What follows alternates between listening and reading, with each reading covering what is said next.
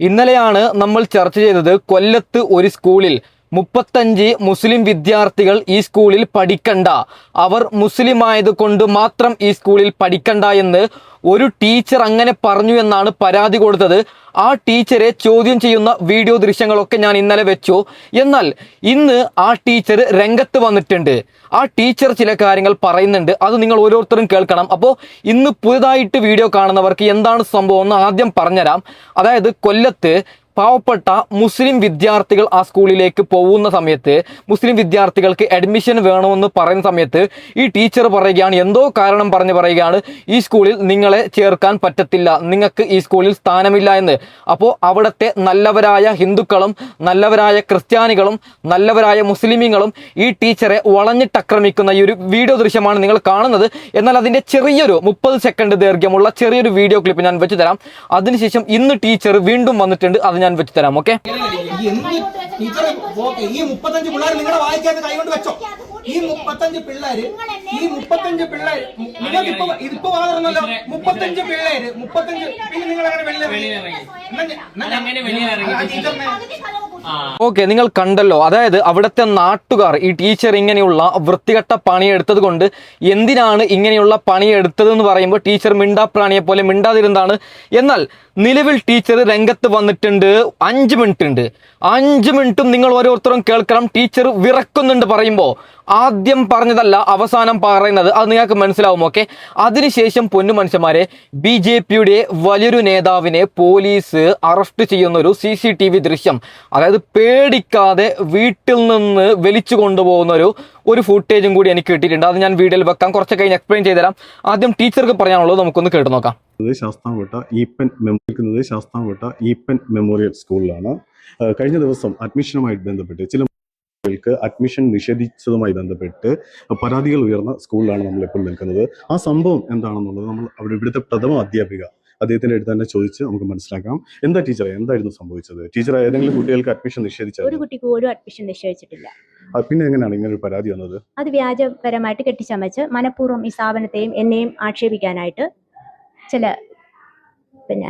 ചിലർ കെട്ടിച്ചമച്ചുണ്ടാക്കിയ കഥയാണ്. അങ്ങനെ ഒരു സംഭവം ഉണ്ടായിട്ടില്ലെന്നാ ടീച്ചർ പറഞ്ഞത്? അഡ്മിഷൻ ഞാൻ നിഷേധിച്ചിട്ടില്ല ഒരു കുട്ടിക്ക് പോലും. പിന്നെ എന്താണ് സംഭവിച്ചത്? ഇത് അഡ്മിഷൻ നിഷേധിച്ചായിട്ട് വരുത്തി തീർക്കുകയാണ് ചെയ്തത്. ഇവിടെ രാവിലെ ഒരു ചെറിയ സംഘർഷ സാധ്യതയുണ്ടായിരുന്നു.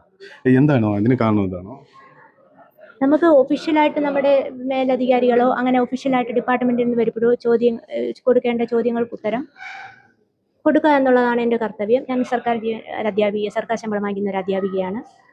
അപ്പോൾ അൺഒഫീഷ്യലായിട്ട് നമുക്ക് ആരെങ്കിലും വന്നാൽ നമുക്ക് പ്രതികരിക്കാനുള്ള സമയമില്ല. മാത്രമല്ല ഇന്നത്തെ ദിവസം സിസ്റ്റ് വർക്കിൻ്റെ അതുപോലെ ബന്ധപ്പെട്ട ജോലികളെ തിരക്കുകൾ എൻ്റെ ഓഫീസ് ജോലികൾ തടസ്സപ്പെടുത്താനായിട്ട് ഒത്തിരി പേര് ഇവിടെ വന്നെന്നെ മാനസികമായിട്ട് ബുദ്ധിമുട്ടിക്കുന്ന രീതിയിലോട്ട് കാര്യങ്ങൾ പോയിക്കൊണ്ടിരുന്നു. അല്ല, ഇവിടെ ഇപ്പം വന്ന് നമ്മൾ സംസാരിച്ച മിക്ക അധ്യാപകരും ടീച്ചറിനെതിരെയാണ് സംസാരിച്ചത്. അതെന്തുകൊണ്ടായിരിക്കും? അതൊരു പക്ഷേ അവർക്ക് വ്യാജ TC-കൾ വെച്ച് അഡ്മിഷൻ നടത്തി വ്യാജ തസ്തിക സൃഷ്ടിച്ച് അവരുടെ തസ്തിക നിലനിർത്താനുള്ള പലപ്പോഴും അതിന് ഞാൻ എതിർ നിന്നിട്ടുണ്ട്. എന്നെ സംബന്ധിച്ച് ഞാൻ സർക്കാർ ശമ്പളം വാങ്ങിക്കുന്ന ഒരു അധ്യാപികയാണ്. ഗവൺമെൻറ്റിന് സാമ്പത്തിക ബാധ്യത വരുത്തുന്ന യാതൊന്നും എൻ്റെ ഭാഗത്തുനിന്നും ഉണ്ടാവില്ല. അപ്പോൾ വ്യാജ TC-കൾ വെക്കുക, അനധികൃതമായിട്ട് ഹാജർ കൊടുത്ത് കുട്ടികളെ അഡ്മിറ്റ് ചെയ്ത് അങ്ങനെ അനധികൃതമായിട്ട് ഹാജർ കൊടുത്ത് കൊണ്ടുപോയി തസ്തിക നിലനിർത്തുന്ന ഒരു പ്രവണതയോടെ എനിക്ക് യോജിക്കാനാവില്ല. അത് നിയമവിരുദ്ധമാണ്. അതുകൊണ്ട് എന്നോട് വ്യക്തിവൈരാഗ്യമുള്ള അധ്യാപികമാരുമുണ്ട്, അധ്യാപകരുമുണ്ട്. ഇപ്പോഴേ നമ്മളിവിടെ വന്നപ്പം ഒരു അധ്യാപിക പറഞ്ഞത് ആ ടീച്ചറിനെ കടിച്ചു എന്നാണ്. സത്യത്തിൽ അങ്ങനെ ഒരു സംഭവം ഉണ്ടായിട്ടുണ്ടോ? അങ്ങനെ ഒരു സംഭവം ഉണ്ടായിട്ടില്ല. എന്നെ ഒരു മുറിക്കകത്ത് കൂട്ടിയിടാൻ അധ്യാപിക ഉൾപ്പെടെ ചില പാർട്ടിക്കാരോട് ഒത്തുകൊണ്ടിച്ച് ശ്രമിച്ചിട്ടുണ്ട്. വെളിയിൽ നിന്ന് കുറേ പാർട്ടി പ്രവർത്തനം എന്നുള്ള പേരിൽ വന്ന് എന്നെ ഭീഷണിപ്പെടുത്തി എന്നെ മുറിക്കകത്ത് പൂട്ടിയിടാനും ശ്രമിച്ചിട്ടുണ്ട്. പലപ്പോഴും എന്നെ ഒരു സ്ത്രീ എന്ന പരിഗണന നൽകാതെ എന്നെ മാനസികമായിട്ട് ഹരാസ് ചെയ്യുന്ന രീതിയിലോട്ട് കാര്യങ്ങൾ പോയിട്ടുണ്ട്. ഞാൻ പുറത്തിറങ്ങാനായിട്ട് ശ്രമിച്ചിട്ടുണ്ട്. ഞാൻ ആരെയും ബോധപൂർവം ആരെയും കടിച്ചിട്ടില്ല. അല്ല, ഇപ്പൊ ഇവിടെ വന്നപ്പം പറഞ്ഞ ടീച്ചർ കുട്ടികൾക്ക് ഭക്ഷണം കറക്റ്റായിട്ട് കൊടുക്കാൻ സമ്മതിക്കില്ല, അത് കറക്റ്റായിട്ടുള്ള ഭക്ഷണ വിതരണം തന്നെ മുടക്കുന്ന ഒരു സമീപനമാണ് ടീച്ചറിന്റെ ഭാഗത്തു നിന്നുണ്ടായിരുന്നത്. ഇവിടെ കുട്ടികൾക്ക് ഭക്ഷണം കൊടുത്തതിന് ശേഷം അധികം വരുന്ന ഭക്ഷണം അധികം വരാറുണ്ട്. 9ാം ക്ലാസ്സിലെയും 10ാം ക്ലാസ്സിലെയും ഉൾപ്പെടെ വിശന്നിരിക്കുന്ന കുട്ടികൾക്ക് ഞാൻ തന്നെ കൊണ്ടുപോയി ഭക്ഷണം കൊടുക്കാറുണ്ട്. എനിക്ക് ക്ലാസ് മുറിയിലോട്ട് അധികം വന്നാൽ ഞാൻ ആ കുട്ടികൾക്ക് കൊടുത്തതിന് ശേഷം മാത്രമേ ഞാൻ ആഹാരം കഴിക്കാറുള്ളൂ. ടീച്ചറെ, സത്യത്തിൽ അഡ്മിഷൻ നടക്കുന്ന സമയത്ത് എന്തെങ്കിലും ചെറിയ രീതിയിലുള്ള എന്തെങ്കിലും വിഷയം ഇവിടെ ഉണ്ടായിട്ടുണ്ടോ? കാരണം എന്ന് വെച്ചാൽ മന്ത്രിക്ക് പരാതി പോകുന്നുണ്ട്, ശാസ്താംകോട്ട പോലീസ് സ്റ്റേഷനിൽ പരാതി പോകുന്നുണ്ട്, മുഖ്യധാര മാധ്യമങ്ങളിൽ ഈ സംഭവവുമായി ബന്ധപ്പെട്ട വാർത്തകൾ വരുന്നുണ്ട്. എന്തെങ്കിലും ഒന്നും നടക്കാതെ ഇത്തരത്തിലുള്ള സംഭവങ്ങൾ ഉണ്ടാവുമോ? മനഃപൂർവ്വം എന്നെ ആക്ഷേപിക്കാനായിട്ടും പിന്നെ സ്കൂളിനെ പിന്നെ ഒരു സ്കൂളിനെതിരെ ഞാൻ നിൽക്കുന്നു എന്ന് വരുത്തി തീർക്കാൻ വേണ്ടിയും കെട്ടിച്ചമച്ചുണ്ടാക്കിയ ഒരു ആക്ഷേപമാണത്. 2026-27 അഡ്മിഷൻ പ്രൊസീജിയേഴ്സ് രക്ഷകർത്താക്കൾ കൊണ്ടുതന്ന ആധികാരികമായ രേഖകൾ വെച്ച് അഡ്മിഷൻ നടത്താൻ നിയമപരമായിട്ട് നടത്തേണ്ട അഡ്മിഷനുകളെല്ലാം തന്നെ കംപ്ലീറ്റ് ചെയ്തിട്ടുണ്ട്. ടീച്ചറെ, ഇപ്പൊ ഈ അഡ്മിഷൻ നിഷേധിക്കപ്പെട്ടു എന്ന് പറയുന്ന കുട്ടികൾ ഇപ്പൊ തിരിച്ചു വന്നു കഴിഞ്ഞാൽ ടീച്ചർ ഇവിടെ അഡ്മിഷൻ കൊടുത്ത് ഇവിടെ നിയമപരമായിട്ട് ഒരു അഡ്മിഷൻ പോലും ഇവിടെ നിയമവിരുദ്ധമായിട്ട് നടന്നിട്ടില്ല. ഒരു കുട്ടിയുടെ പോലും അഡ്മിഷൻ നിഷേധിച്ചിട്ടുമില്ല. നിയമപരമായിട്ട് അഡ്മിഷൻ നടക്കേണ്ട രീതിയിൽ അഡ്മിഷൻ എടുക്കാൻ വന്നിട്ടുള്ള എല്ലാ കുട്ടികളെയും 2019-20 മുതൽ ഇന്നേ വരെ ഞാൻ എച്ചമായിട്ടിരുന്ന സമയത്ത് അഡ്മിറ്റ് ചെയ്തിട്ടുണ്ട്, നടത്തുകയും ചെയ്യും. ടീച്ചറെ, ഇപ്പൊ നമ്മൾ ഈ പാചകം ചെയ്യുന്ന അവരുമായിട്ട് സംസാരിച്ചപ്പോൾ ടീച്ചർ കുട്ടികൾക്ക് വേണ്ടത്ര ഭക്ഷണം കൊടുക്കാൻ സമ്മതിക്കാറില്ല, വേണ്ടത്ര ഭക്ഷണം വിതരണം ചെയ്യാൻ സമ്മതിക്കത്തില്ല എന്ന് അവിടുന്ന് ഒരു പരാതി വന്നിട്ടുണ്ട്. അതിനെക്കുറിച്ച് ഇവിടെ 8ാം ക്ലാസ് വരെയുള്ള കുട്ടികൾക്കേ ഉള്ളൂ ഭക്ഷണമെങ്കിലും 10 വരെയുള്ള കുട്ടികൾക്ക്, വിശന്നിരിക്കുന്ന കുട്ടികൾക്കും ഇവിടെ നിന്നാണ് ഭക്ഷണം കൊടുക്കാറുണ്ട്. അധികം വരാറുമുണ്ട്. അധികം വരുന്ന ഭക്ഷണം പിന്നെ കുട്ടികൾക്ക് തന്നെ ഞാൻ തന്നെ ക്ലാസ് മുറികളിൽ കൊണ്ട് കൊടുത്തിട്ടുണ്ട്.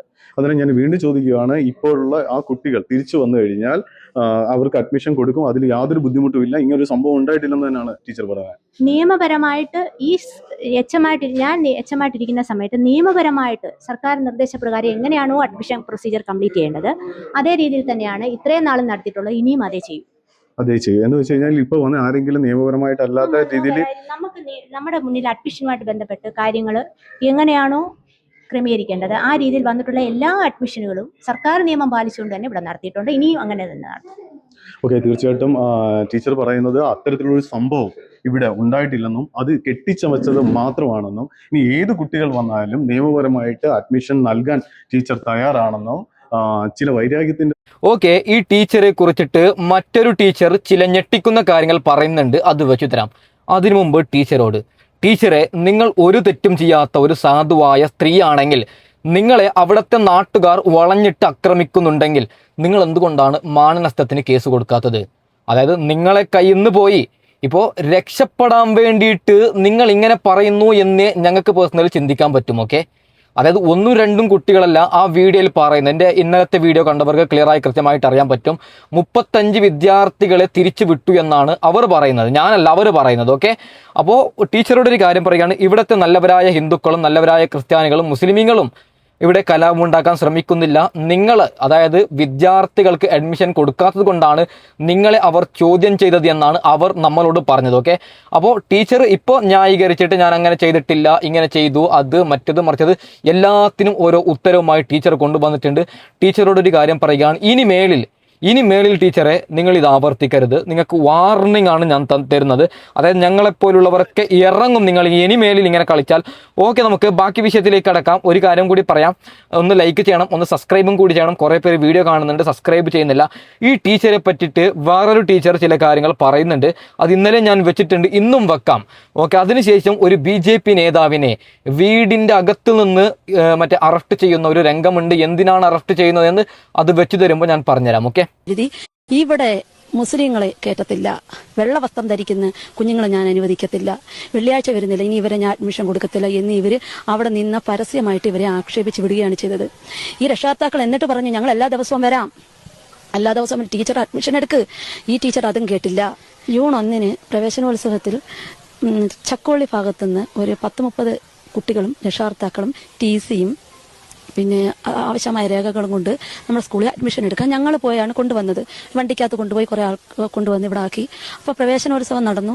അത് കഴിഞ്ഞിട്ട് കഴിഞ്ഞ് അവർ അഡ്മിഷൻ്റെ സമയം അപ്പം ഞങ്ങൾ തന്നെ അവിടെ നിന്ന് എഴുതി അഡ്മിഷനാക്കി ഓരോരുത്തരെ ഞങ്ങൾ ആ ഓഫീസിന്റെ മുമ്പിൽ എത്തിച്ചപ്പോൾ ഇവിടെ കുറച്ച് അവർക്ക് ചില കുട്ടികൾക്ക് ഈ തെറച്ചിലെ കുട്ടികൾക്ക് വെള്ളിയാഴ്ച വരാൻ സാധിക്കത്തില്ല. അപ്പം പറഞ്ഞ് ഇവർ ഓരോരുത്തരെ വിളിച്ചിട്ട് ചോദിച്ച് എല്ലാ ദിവസവും വരും. HM വിളിച്ച് ഓരോരുത്തരടുത്തും ചോദിച്ച് നിങ്ങൾ എല്ലാ ദിവസവും വരുന്ന കുട്ടികളാണോ എന്ന് ചോദിച്ചു. അപ്പം പറഞ്ഞു വെള്ളിയാഴ്ച കാണാം മുടങ്ങുമായിരിക്കും ടീച്ചറെ എന്ന് പറഞ്ഞു. ഇവിടെ മുസ്ലിങ്ങളെ കയറ്റത്തില്ല, വെള്ളവസ്ത്രം ധരിക്കുന്ന കുഞ്ഞുങ്ങളെ ഞാൻ അനുവദിക്കത്തില്ല, വെള്ളിയാഴ്ച വരുന്നില്ല, ഇനി ഇവരെ ഞാൻ അഡ്മിഷൻ കൊടുക്കത്തില്ല എന്ന് ഇവര് അവിടെ നിന്ന് പരസ്യമായിട്ട് ഇവരെ ആക്ഷേപിച്ച് വിടുകയാണ് ചെയ്തത്. ഈ രക്ഷാകർത്താക്കൾ എന്നിട്ട് പറഞ്ഞു ഞങ്ങൾ എല്ലാ ദിവസവും വരാം, എല്ലാ ദിവസവും ടീച്ചർ അഡ്മിഷൻ എടുക്ക്. ഈ ടീച്ചർ അതും കേട്ടില്ല. ഞങ്ങൾ ഈ തെറസിലെ കുഞ്ഞുങ്ങൾക്ക് വേണ്ടുന്നതെല്ലാം കൊണ്ടുവന്ന് ഞങ്ങൾ അവർ ഒരു ദിവസം പോലും ഞങ്ങളെ വീട്ടിൽ ഇരുത്താതെ കുട്ടികളെ കൊണ്ടുവന്ന് നിരന്തരമായിട്ട് പീഡിപ്പിച്ചുകൊണ്ടിരുന്ന ഒരു സമയമായിരുന്നു. അപ്പൊ ഞങ്ങൾക്ക് കുട്ടികളെ ഈ PTA-ക്കാരെല്ലാം കൂടിയാണ് ചക്കവള്ളി ഞങ്ങൾക്ക് കുട്ടികളെ കൊണ്ടുവന്നത്. സ്ക്വാഡ് വർക്ക് ചെയ്താണോ കുഞ്ഞുങ്ങളെ കൊണ്ടുവന്നത്? ഞങ്ങൾ 2-3 അധ്യാപകരും അത് കഴിഞ്ഞിട്ട് PTA-ക്കാരും കൂടെ എന്റെ ഒരു പോസ്റ്റിന്റെ കാര്യം കൊണ്ടാണ് ഈ കുട്ടികളെ കൊണ്ടുവന്നത്. ഈ ടീച്ചറിന് അല്ലാതെ ഞങ്ങൾക്ക് വ്യക്തിവൈരാഗ്യം ഒന്നുമില്ല. രാത്രി മുതൽ ഞങ്ങൾ സംസാരിക്കുകയും എടുക്കുകയും ചെയ്തു. ഈ മുസ്ലിം കുഞ്ഞുങ്ങൾ എന്ന് കണ്ടപ്പോഴാണ് അവർക്ക് മാനസികമായിട്ട് ഒരു വിഭ്രാന്തി ഉണ്ടായി. അവിടെ ആ രക്ഷകർത്താക്കളെ മുഴുവൻ ആക്ഷേപിക്കുന്ന രീതിയിലാണ് പറഞ്ഞു വിട്ടത്. അതുപോലെ തന്നെ ഈ കുട്ടികളെ എടുക്കാതിരിക്കാൻ ഇവിടെ അത്രയും സ്ട്രെങ്ത് ഉണ്ടോ? അത്രയ്ക്ക് കൂടുതൽ 5ാം ക്ലാസ്സിൽ 5 കുട്ടികളെ വന്നിട്ടുള്ളൂ ഈ ഏരിയയിൽ നിന്ന്. അത് വന്നിരിക്കുന്നത് ഇവിടെ പഠിക്കുന്ന കുഞ്ഞുങ്ങളുടെ അനിയന്മാർ മാത്രമാണ് ഇവിടെ വന്ന് ചേർന്നിരിക്കുന്നത്. അത് ഞങ്ങളെ കണ്ടുകൊണ്ട് മാത്രമാണ് ഈ കുട്ടികളെ ഇവിടെ ചേർത്തിരിക്കുന്നത്. അല്ലെങ്കിൽ ഈ ടീച്ചറിനെ ഇവിടെ പഠിപ്പിക്കുന്ന ഈ ടീച്ചർ ഉള്ള കാലത്തോടെ ഈ കുട്ടികൾ വരത്തില്ല എന്ന് രക്ഷാർത്ഥം ഞങ്ങളുടെ മുഖത്ത് നോക്കി. അപ്പൊ എന്റെ ഒരു പോസ്റ്റിനെ സംബന്ധിച്ച് വിഷയങ്ങൾ ഉണ്ടാവുന്നത് കൊണ്ടാണ് ഞങ്ങൾ ഇവിടെ കൊണ്ടുവന്നത്. ഈ 5 കുട്ടികളാണ് 5ാം ക്ലാസ്സിലേക്ക് വന്നത്. ഇത് അൺഎക്കണോമിക് ആവുകയാണ് ഈ സ്കൂള്. അപ്പൊ ഈ സ്കൂൾ അൺഎക്കണോമിക് ആവാതിരിക്കാനാണ് ഞങ്ങൾ പരമാവധി കഠിനാധ്വാനം ചെയ്ത് 10-30 കൂടുതൽ കുട്ടികൾ, കുറച്ച് TC 19 TC വന്നു കഴിഞ്ഞു. ഞങ്ങളുടെ ഓൺലൈൻ വന്നു കഴിഞ്ഞു. ബാക്കിയുള്ളവർ അഡ്മിഷൻ എടുക്കാനായിട്ട് നിൽക്കുന്നു. അതിന് TC വാങ്ങിക്കാൻ ഞങ്ങൾ എഴുതി കൊടുത്ത് TC വാങ്ങിക്കാൻ പോയേക്കുന്ന കുറെ ആൾക്കാർ ബുധനാഴ്ചയ്ക്ക് മുമ്പ് 10-30 കുട്ടികളെ അഡ്മിറ്റ് ചെയ്യാം. ഓൺലൈൻ വന്ന TC ഒക്കെ എന്താ ചെയ്തത്? അവർ തിരിച്ചുവിട്ട്. ഓക്കെ, നിങ്ങൾ കേട്ടല്ലോ ടീച്ചറെ, നിങ്ങൾക്കൊപ്പമുള്ളവരെ നിങ്ങൾ ഇങ്ങനെ പറയുന്നുണ്ട്. ഓക്കെ, ഞാൻ ബാക്കി വിഷയത്തിലേക്ക് കടക്കാം. ഒരു BJP നേതാവിനെ പോലീസ് ഇങ്ങനെ വലിച്ചു കൊണ്ടുപോകുന്ന ഒരു ദൃശ്യമാണ് നിങ്ങൾ കാണുന്നത്. ഇതാരോ വീഡിയോ ചെയ്തതാണ്, ന്യൂസ് ചാനലിലൊന്നും വന്നിട്ടില്ല. അതായത് കാപ്പ കേസിൽ ഏതൊരു BJP കൗൺസിലറാണ്, വാർഡ് മെമ്പറാണെന്ന് തോന്നുന്നുണ്ട്. എന്തായാലും നിങ്ങളത് ഫുള്ളായിട്ട് കാണുമ്പോൾ നിങ്ങൾക്ക് അറിയാൻ പറ്റും. ഓക്കെ, ഒന്ന് കണ്ടു നോക്കൂ. ഓക്കെ,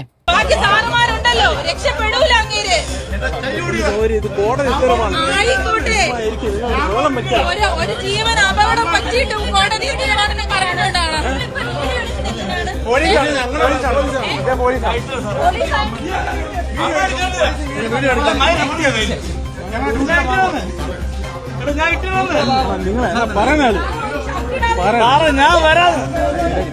വരാൻ പറഞ്ഞല്ലോ. കോടതി ഉത്തരവാണ്. നീ ഇട്, ആരും പാണിക്കാം. നീ ഇട്, ഇട്, അങ്ങനെ ഇടും. നീ ഇട്, കൊടുക്കും, ഇങ്ങനെ ഇട്, ഇങ്ങനെ ഇട്.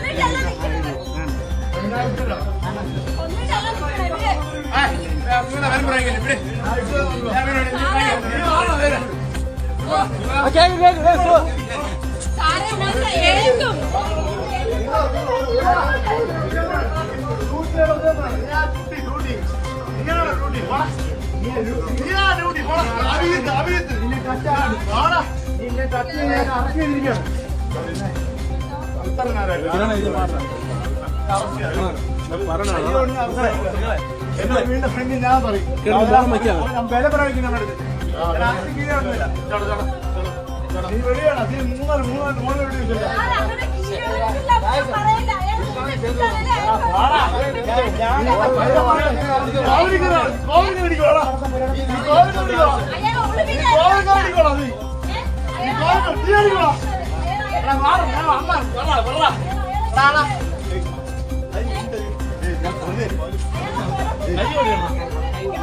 ഞാൻ പെണ്ണിന് രാഷ്ട്രീയ താരം പറഞ്ഞില്ലേ, നീ തുറന്നു പറഞ്ഞില്ലേ.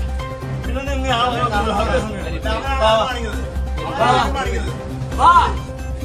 എന്റെ കട എന്റെ വീട്ടിൽ കൊണ്ടുപോകാനോ, സ്റ്റേഷൻ കൊണ്ടുപോകാൻ എന്തുകൊണ്ട് ചെയ്യാനോ.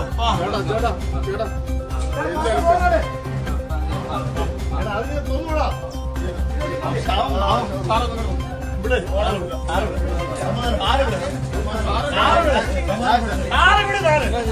കോടതി ഉത്തരവാണ്. ഞങ്ങളുടെ സേഫിന് വേണ്ടി എന്റെ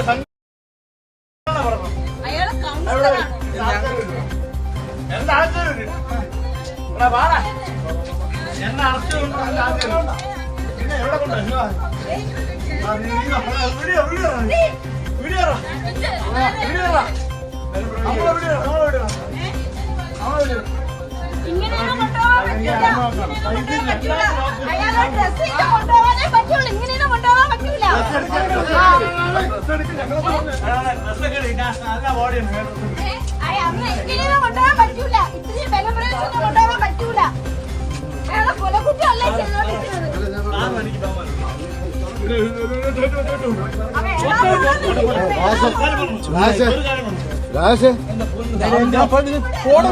കോടതി ഉത്തരവ് ഞങ്ങളല്ല, ഹൈക്കോടതി ഉത്തരവ്. ഇത് കോടതി ഉത്തരവ്.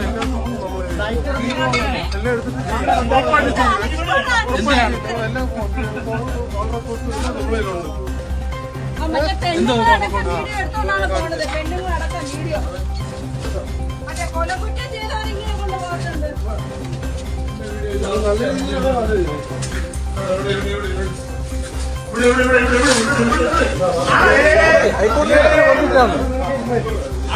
എന്റെ എന്തിനു ചെയ്യാൻ എനിക്ക് എന്റെ വീട്ടിൽ കയറി വീഡിയോ ഒന്ന് കട്ട് ചെയ്യോ?